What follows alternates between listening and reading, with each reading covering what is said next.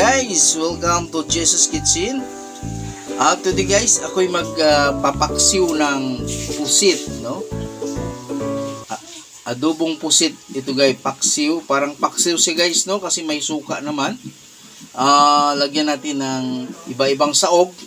Itong klaseng pusit guys ay maliliit to guys. Tingnan nyo, oh. Yan. So yung unang version ko na nasa aking account na guys, no, yung medyo malalaking pusit yun, no. Pero ito tingnan natin guys, very fresh pa to guys, no, maliliit. Tingnan nyo ang liit, oh. So lilinisan ko muna to guys. Yan. Ang kukunin natin guys, ito lang yung pinaka makikita natin, yung nasa pinakadulo niya. Yan. Ito guys, oh. Yan. Ito lang kukunin natin guys. Yan guys, oh. Yan. So, para malinis. Abangan nyo guys ang aking lulutuin na adobong pusit. Pusit. Okay guys, ito yung ating pangsahog ngayon. I have here my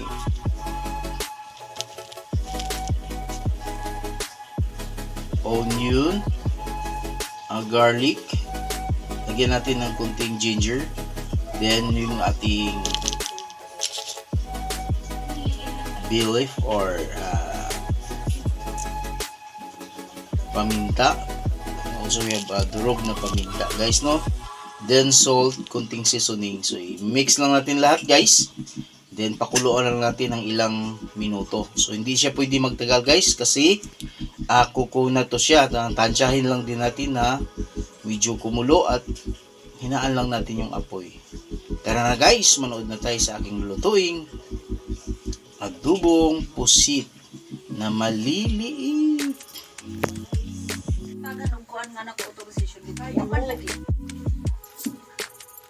Okay guys, lagyan natin ng kunting suka, dato puti. Yan. We'll add kunting salt guys, no. Tamang-tama lang, no. Yan. Yan, may salt, may suka na guys.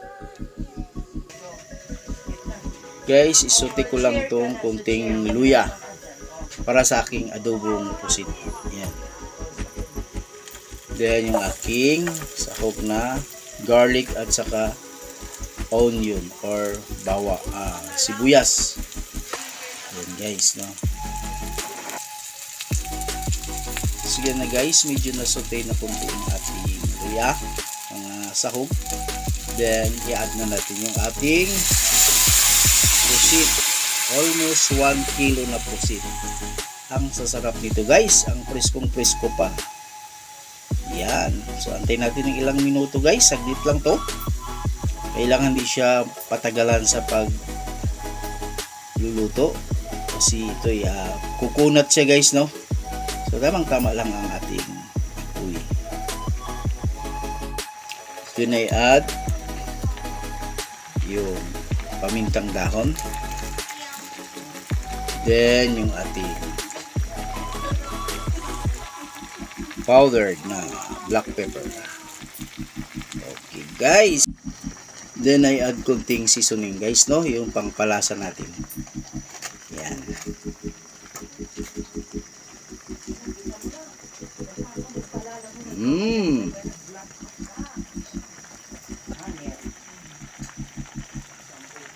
Add ako ng kunting cooking oil guys, no, pang padagdag lasa sa ating adobong pusit. Guys, malapit na guys, kunting-kunti na lang. Okay guys, ito na ang aking adobong pusit na maliliit. Tingnan nyo guys, oh, umuusok pa guys. Sa amoy pa lang, ang sarap na.